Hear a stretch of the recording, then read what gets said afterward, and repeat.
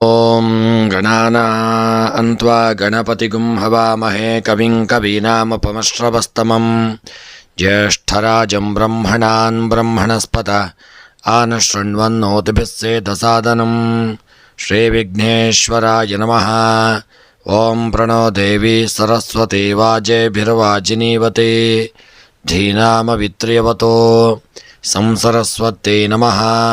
ಓಂ ನಮಃ ಸೂರ್ಯಾಯ ಚಂದ್ರಾಯ ಮಂಗಳಾಯ ಬುಧಾಯ ಚ ಗುರುಶುಕ್ರಶನಿಭ್ಯಶ್ಚ ರಾಹವೇ ಕೇತವೇ ನಮಃ. ಪ್ರೇಕ್ಷಕ ಮಿತ್ರರೇ, ನಿಮ್ಮೆಲ್ಲರ ಜೀವನ ಸುಖಮಯವಾಗಿ ಕ್ಷೇಮದಾಯಕವಾಗಿ ಆರೋಗ್ಯಪೂರ್ಣವಾಗಿರಲಿ ಎಂದು ಭಗವಂತನ ಚರಣ ಕಮಲಗಳಲ್ಲಿ ಪ್ರಾರ್ಥಿಸುತ್ತಾ ಈ ತಿಂಗಳ ಸಂಪೂರ್ಣವಾದಂತಹ ಒಂದು ಮಾಸದ ಫಲವನ್ನು ಈ ವಿಡಿಯೋದಲ್ಲಿ ನೋಡೋಣ. ಜುಲೈ 2025 ಕುಂಭರಾಶಿಯ ತಿಂಗಳ ಭವಿಷ್ಯ. ಈ ತಿಂಗಳ ಗ್ರಹಗಳ ಚಲನೆಯ ಪ್ರಭಾವವನ್ನು ನೋಡುವುದಾದರೆ, ಈ ತಿಂಗಳಲ್ಲಿ ಶನಿ ನಿಮ್ಮ ಶ್ರಮಕ್ಕೆ ಸೂಕ್ತ ಒಂದು ಫಲವನ್ನು ನೀಡುವಂತಹ ಕಾಲ. ಗುರು ಮತ್ತು ರಾಹು ಸ್ನೇಹ, ಜ್ಞಾನ ಹಾಗೂ ಆರ್ಥಿಕ ಬೆಳವಣಿಗೆಗೆ ಮಾರ್ಗವಿಡುತ್ತಾರೆ. ಚಂದ್ರ ಮತ್ತು ಕೇತು ಕೆಲ ದಿನಗಳಲ್ಲಿ ಭಾವನಾತ್ಮಕ ಅಸ್ಥಿರತೆ ನೀಡಬಹುದು. ಈ ತಿಂಗಳು ಸ್ವಲ್ಪ ತಾಳ್ಮೆ ಅಗತ್ಯ. ಉದ್ಯೋಗ ವೃತ್ತಿಗನುಗುಣವಾಗಿ ಕೆಲಸದಲ್ಲಿ ಹೊಸ ಅವಕಾಶಗಳು ಸಿಗುವಂಥ ಯೋಗಗಳಿದೆ.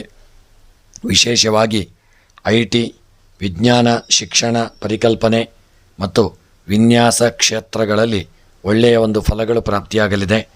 ಉದ್ಯೋಗ ಬದಲಾವಣೆಗೆ ಯೋಗ್ಯವಾದಂತಹ ಸಮಯ. ಆದರೆ ಹೊಸ ವ್ಯವಸ್ಥೆಗೆ ಹೊಂದಿಕೊಳ್ಳುವ ತಾಳ್ಮೆ ಇರುವುದು ಒಳ್ಳೆಯದು. ನಿಮ್ಮ ಯೋಜನೆಗಳ ಮೇಲೆ ಗಮನ ಸೆಳೆಯಲಿದೆ. ಹಿರಿಯರ ನಂಬಿಕೆ ಗಳಿಸಲು ಸಾಧ್ಯವಾಗತಕ್ಕಂಥ ತಿಂಗಳು. ಸ್ವಾವಲಂಬನೆ ಹಾಗೂ ಸೃಜನಶೀಲತೆ ನಿಮ್ಮ ಶಕ್ತಿಯಾಗಿರಲಿದೆ. ಸ್ನೇಹಿತರ ಸಲಹೆ ತೆಗೆದುಕೊಳ್ಳಿ, ಆದರೆ ಅಂತಿಮ ನಿರ್ಧಾರವು ನಿಮ್ಮದೇ ಆಗಿರುವುದು ಒಳ್ಳೆಯದು. ವ್ಯಾಪಾರ, ಹಣಕಾಸಿನ ವ್ಯವಹಾರಕ್ಕೆ ಸಂಬಂಧಪಟ್ಟಂತೆ ಈ ತಿಂಗಳು ಹಣಕಾಸಿನಲ್ಲಿ ಸ್ಥಿರತೆ ಕಂಡುಬರಲಿದೆ. ಹಳೆಯ ಲಾಭಗಳು ಅಥವಾ ಬಾಕಿ ಹಣ ಸಿಗುವಂಥ ಒಂದು ಯೋಗಗಳಿದೆ. ಹೊಸ ಹೂಡಿಕೆ ಅಥವಾ ಹಣಕಾಸು ಯೋಜನೆಗಳಿಗಾಗಿ ಜುಲೈ 2ನೇ ವಾರ ನಿಮಗೆ ಒಳ್ಳೆಯ ಉತ್ತಮ ಫಲವು ನೀಡಲಿದೆ. ಅನಾವಶ್ಯಕ ಖರ್ಚುಗಳನ್ನು ನಿಯಂತ್ರಿಸಬೇಕಾದಂತಹ ಒಂದು ಕಾಲ.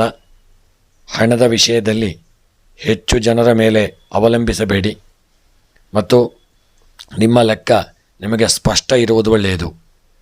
ವೈವಾಹಿಕ ಮತ್ತು ಪ್ರೇಮ ಸಂಬಂಧದ ವಿಚಾರಕ್ಕೆ ಸಂಬಂಧಪಟ್ಟಂತೆ ಪ್ರೇಮ ಸಂಬಂಧಗಳ ಬೆಳವಣಿಗೆಯ ಸಮಯವಾಗಿರಲಿದೆ. ಈ ತಿಂಗಳಲ್ಲಿ ನೀವು ಗಂಭೀರ ನಿರ್ಧಾರ ತೆಗೆದುಕೊಳ್ಳುವ ಯೋಗವಿದೆ. ದಾಂಪತ್ಯ ಜೀವನದಲ್ಲಿ ಹೃದಯದಿಂದ ಮಾಡಿದ ಮಾತುಗಳು ಸಂಬಂಧವನ್ನು ಬಲಪಡಿಸಲಿದೆ. ಕೆಲವು ದಿನ ಸಂವಹನದ ಕೊರತೆಯಿಂದ ಗೊಂದಲ ಉಂಟಾಗಬಹುದು. ಶಾಂತ ಚರ್ಚೆ ಮುಖ್ಯ. ಭಾವನೆಗಿಂತ ತರ್ಕ ಹಾಗೂ ನಂಬಿಕೆಗೆ ಹೆಚ್ಚು ಮೌಲ್ಯವನ್ನು ನೀಡಿ. ಕುಟುಂಬದ ವಿಚಾರವನ್ನು ನೋಡುವುದಾದರೆ, ಕುಟುಂಬದಲ್ಲಿ ಸೌಹಾರ್ದತೆ ಬೆಳೆಸಲು ನಿಮ್ಮ ಸಹನೆ ಮುಖ್ಯ ಪಾತ್ರ ವಹಿಸಲಿದೆ. ಹಿರಿಯರ ಆರೋಗ್ಯದ ಬಗ್ಗೆ ಹೆಚ್ಚು ಗಮನ ಬೇಕಾದಂತಹ ಸಮಯ.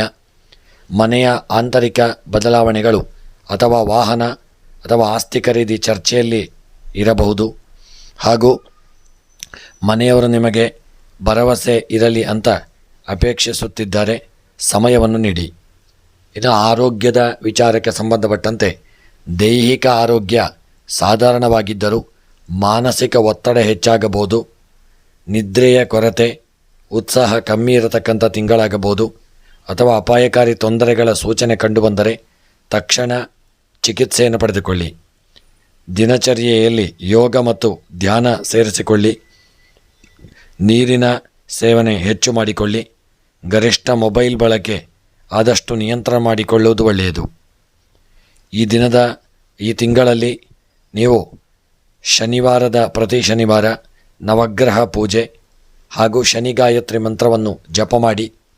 ಮಂಗಳವಾರದ ದಿನ ಹನುಮಂತ ದೇವರಿಗೆ ಬೆಲ್ಲ ಮತ್ತು ತುಳಸಿಯನ್ನು ಅರ್ಪಿಸಿ. ಮತ್ತು ಈ ತಿಂಗಳಲ್ಲಿ ಪ್ರತಿದಿನ ಓಂ ಶಂ ಶನೀಶ್ಚರಾಯ ನಮಃ ಕನಿಷ್ಠ 11 ಬಾರಿ ಜಪ ಮಾಡುವುದರಿಂದ ಶುಭ ಫಲಗಳು ದೊರೆಯಲಿದೆ. ಗ್ರಹಚಾರ ಪರಿಹಾರವಾಗಲಿದೆ. ಈ ತಿಂಗಳುಗಳ ನಿಮ್ಮ ಶುಭ ದಿನಗಳು 3, 7, 13, 21, 26 ಮತ್ತು 30 ಈ ದಿನದ ನಿಮ್ಮ ಶುಭ ದಿನಗಳಾಗಿರಲಿದೆ.